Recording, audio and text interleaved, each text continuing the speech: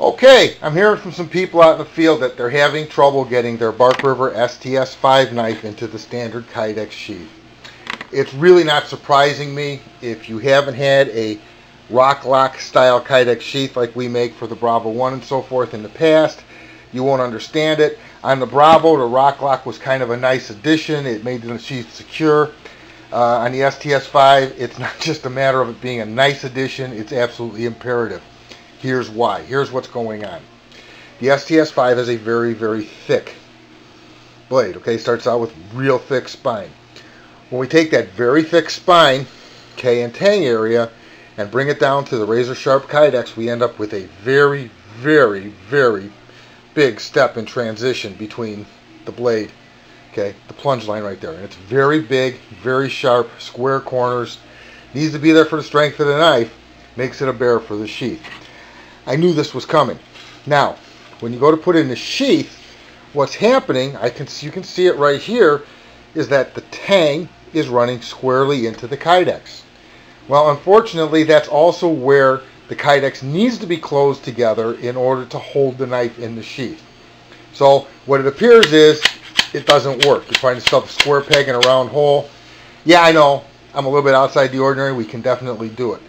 Now, if you remember with the Bravo 1 and so forth, we had always talked about the rock lock, okay, to rock the knife in to get it into the sheath. The rock lock is essentially with this square tang. It's a pretty easy way to identify. When Reed made a sheath, that's a rock lock. You'll see that square step right there. What that really is doing is that when the knife is pushed back, okay, the body, or rocked back towards the spine, what's happening is the knife is actually opening up the mouth of the sheath, okay? And if you're going in, rocking back slightly and push forward, the knife pops right in there. Looks stupid when it's in your hands. It's like, well, how are we going to do that on the belt? The reality is it's a normal, natural motion on the belt. If you remember to pull the knife slightly towards the front of you as you go into the sheath. Okay, that makes it very solid and very secure. It's not going to come out. Pulling it out is the same way. Rock to the rear, and the knife literally falls out of the sheath. Okay, here's what's happening when you're rocking it back. When you're rocking back, if you look now, you'll see the knife is actually, handle is rocked back.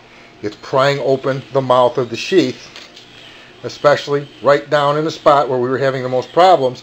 So it's opened up, and then simply a matter of pushing down, and it pops right in place. Very simple. Rock lock. Rock back, knife's out, putting it in, rock slightly, push in. Actually, you have that knife in and out of the sheath 10, 15 times. It actually becomes much, much easier, because what you're also doing is you're slightly shaping that mouth of the sheath, especially on the inside, to work perfectly with your knife. The sheath is ultra secure, one of the things the Marines insisted on. Very handy, very solid. Not really difficult to use once you understand it. Okay, in, rock, lock, done. Okay, if you have any problems, drop me a line on the forums, shoot me an email, give me a call. It is very simple. Give it a try. It works.